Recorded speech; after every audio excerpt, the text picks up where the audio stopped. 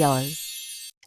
Get ready with me while I talk about how I have the record of most detentions and referrals given at once at my old middle school. So this story dates back to 2020. I'm not currently in middle school. And it's also the reason I don't have a dad right now. So this was the very beginning of 2020. I had just gotten a new phone. I got the new iPhone 11. So I gave my old phone back to my dad so that he could sell it or do whatever he needed to do with it. So I had no idea, but my dad started looking through my old phone and like watching the stuff I watched on YouTube back to see if it had a curse word or something. Like, it was a really strict household, so I kind of couldn't really do anything without getting in trouble. On my phone, I had text messages. It was like a math group chat with all my friends in my math class, and we would send the homework answers to each other to like check our answers or just like have the homework, which our teacher allowed. So this was not something I thought I had to be hiding. So my dad found that and he called the school and told them that I was taking pictures of my math test during the test and giving the answers to people. I don't know how one can exaggerate so much, but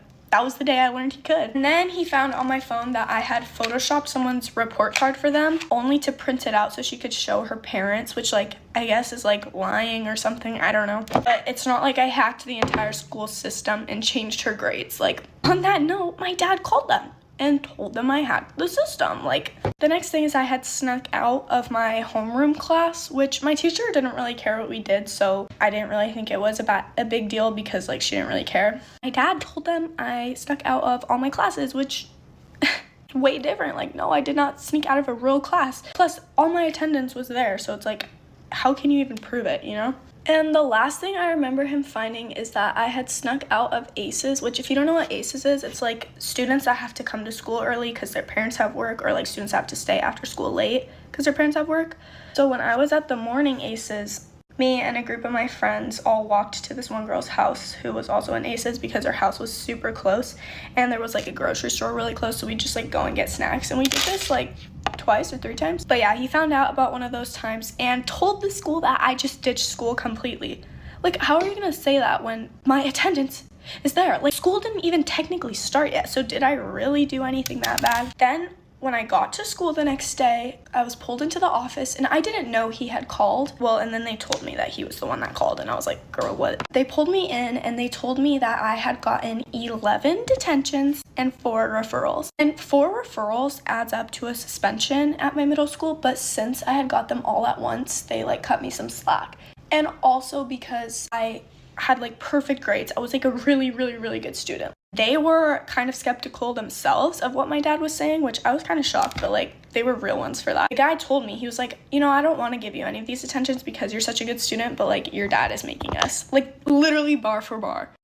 Like, that's what he said. And I was like, oh, so my dad really hates me. So I explained to them the truth of all of it and they believed me because I don't know why they believed me so much. Like, my dad must have sounded like a fat liar when he was on the phone, which makes sense because he was. For the sending homework one, they were like, is your teacher okay with that? And I was like, yeah, he is. He said it was fine. Like, he literally was like, yeah, that's fine, which is kind of shocking because I feel like most teachers would not be okay with that, but like he was. So that reduced my sentence to 9 detentions, but then they kind of just stopped giving me the detention. So I only did 2 and then they didn't give me any more like detention slips because they thought I was such a good student and didn't deserve them. So when I came home normal time, my dad was like, why are you not at detention? And I was like, well, they didn't give me one. And he was like, okay. And so he calls them and makes them give me more detentions again. Telling this back is so sad, bro. Like, it's just sad. They were honestly like not upset at me at all. They were like, by the way, like, you know, you got the record now. And I was like,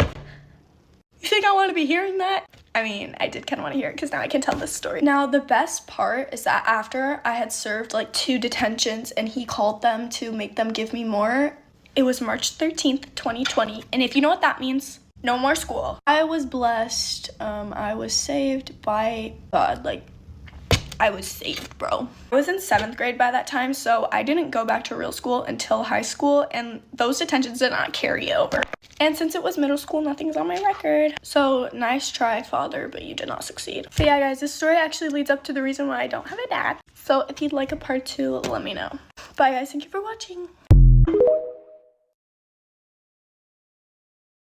Things my ex-boyfriend did and I still stayed. On my birthday, we got into a fight, so he threw my present into oncoming traffic. He made me sleep on FaceTime with him every single night because he thought I would just text boys all night.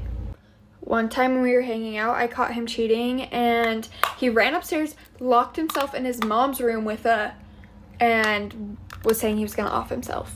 I invited him camping one time with my family, and he woke me up in the middle of the night, and he was threatening to go wander around in the woods. And it was like 3 a.m. So I had to beg him all night to stay awake all night to make sure he didn't leave. He would go through like my texts with my family. Like no one else, but always like my mom and my dad and my sister. One time we went mini golfing and I wasn't taking the game serious enough, and so he stormed off and left. And I still don't know where he went to this day. Whenever I would post like a selfie on my story, he would remake the same selfie and pose and post it on his story mocking me. Whenever we would get into a fight, he would turn his location on and go to his ex's house. This one girl had texted him and said, if you bring me a Diet Coke, I'll give you a kiss. So he did. And I'm pretty sure I was at his house. And then after, I found out about it the next day from all his friends, and he tried to gaslight me and tell me that we weren't exclusive. One time, we got into a fight in physics class, so he broke up with me during that class. He would mock my family members or make fun of them and like talk crap on them to me. I could make like 4 more of these, but here is the makeup for today. Love you all. You're automatically rude if. First, you're automatically rude if you respond with I know whenever somebody calls you pretty. No, because genuinely, who do you think you are? Somebody literally went out of their way to compliment you and you're gonna say I know instead of thank you. Now it doesn't matter how pretty you are because that attitude is pure ugly and weird. Next, you're automatically rude if you say it's not that deep or get over it whenever somebody is expressing their feelings to you. If somebody is expressing that something is bothering them, what do you gain from dismissing that? Talking about it's not that deep. Well, clearly it is if they're bothered by it. I don't know, do better. Next, you're automatically rude if you treat service workers badly for literally no reason. They're here to help you, and yet you still want to be disrespectful. Especially people who are rude to waiters, like I don't know, they're handling your food. Personally, I wouldn't want to play like that. I don't know why people tend to forget that service workers are still people. You can't just treat them any old type of way just because you think your job is better or because you don't have to work. You are not better than anybody. Next, you're automatically rude if you love to purposely say those backhanded compliments. For example, saying something like, wow, you're actually really smart, or wow, you're actually really pretty without makeup. Why does the actually have to be in there? You can just say what you want to say. Like, don't think what you said isn't rude just because you threw a sad excuse for a compliment in there. I'd actually argue that backhanded compliments are more rude than just throwing the shade that you want to throw. You're automatically rude if you've ever made fun of or hated on smaller creators who are doing nothing but trying to grow their account. Like somebody can literally just post them doing a silent get ready with me and somebody would say, oh, this PMO. Or they would make fun of the like count or the view count when they're just trying to grow. Hate to break it to you, but it's not funny. It's never been funny. It's actually just rude. And what you need to do is stop projecting your insecurities onto people who are actually brave enough to post. But we are finished. Deuces, deuces, and deuces. We listen, we don't judge. I once went back to the same guy 7 different times. And yes, I counted. We listen, we don't judge. One time when I was younger, my mom and I got into an argument, so I left my window open and I hid in the closet to make it look like that I had jumped out the window. And she ended up never coming into my room, so I was just sitting there for mad long. We listen, we don't judge. One time my dad gave me money for food and I spent it on a Valentine's Day gift for this guy, but then I got hungry, so I ate his Valentine's Day gift. And I know some of y'all are about to come for the way that I say Valentine's, and y'all, let's just stop before you start, because you know I can't say it, I know I can't say it, so let's put it to bed. Thank you. We listen, we don't judge. A couple years back, me and one of my ex-friends were arguing, so when she threw a party that night, I called the police and made a noise complaint to get her party shut down. And to this day, she still doesn't know that it was me. We listen, we don't judge. In freshman year, when I found out that I was getting cheated on, I stayed on purpose so that I had time to cheat back. Is it my proudest moment? No. Do I really regret it that much? Not really. We listen, we don't judge. One time in 4th grade, I got a demerit, which I don't know if this is only for Catholic school, but for demerits, if you got 3 of them, you got a detention. But yeah, I had gotten a demerit demerit for chewing gum, so I was upset. So when I got home, I tried to cast a spell to get her fired, and I'm not saying that it worked, but next year she was no longer teaching with us, so I don't know. Anyway, we listen, we don't judge. One time in 6th grade, I wanted to be like an Instagram baddie influencer. I made like 40 different Instagram accounts and followed my main account on all of them to make it look like I had more followers than I actually did. And literally all of those accounts are still on Instagram. They were never deleted. Anyway, something is telling me that I should stop there, so I am going to. Deuces, deuces, and deuces. I was 16, I used to be a serial Sephora shoplifter. This was obviously many years ago and I would not be doing this today. So let me just tell you about one of my biggest heists. I was able to rack up at least $500 worth of product. I was shopping in a Sephora at a Macy's mall and I was with my mother. And I really can't imagine how sly I could have been because I'd be doing it right in front of the workers. So me and my mom are the only two people in this like little Sephora at Macy's. My mom is with the worker and there I am looking at products and just confiscating them. I would hold the packaging and I would open up and just slip it into my sleeve. I don't know who I thought I was fooling. After I got all the makeup I possibly could have taken, my mom wanted to already leave, but I had all the stickers on the makeup. I would have left all the stickers on the makeup. The metal detectors could have went off. So I went into the dressing room and I start taking out all the makeup that I had on my person. And for a good 30 minutes, I'm trying to take off all these stickers and then put them back all on me. And then as we're walking out of the store, I'm like holding my breath like, please don't go off, please don't go off. The relief I had that nothing went off when I walked out of those doors. I have so many other stupid stories of me doing this, but this was just one of my bigger heists. But I would not recommend you do it.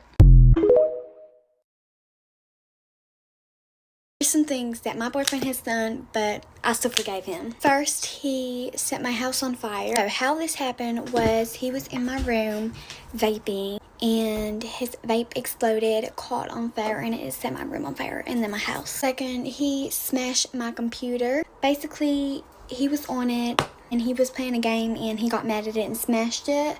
I was quite mad at that, but he said it was an accident and I can't blame him because Fortnite is really stressful. Third, for my birthday, he brought me a dieting and workout book, but honestly, I think this is just because he was concerned about my health. Fourth or fifth, he bit me. I don't really know about that one. I think he just got a little bit hungry and decided to take a little nibble. He flushed my really expensive perfume down the toilet because he said he was jealous because I smelled better than him. Last but not least, he told me that he had gotten kicked out of his house, and so I gave him $300 so he could spend the night somewhere.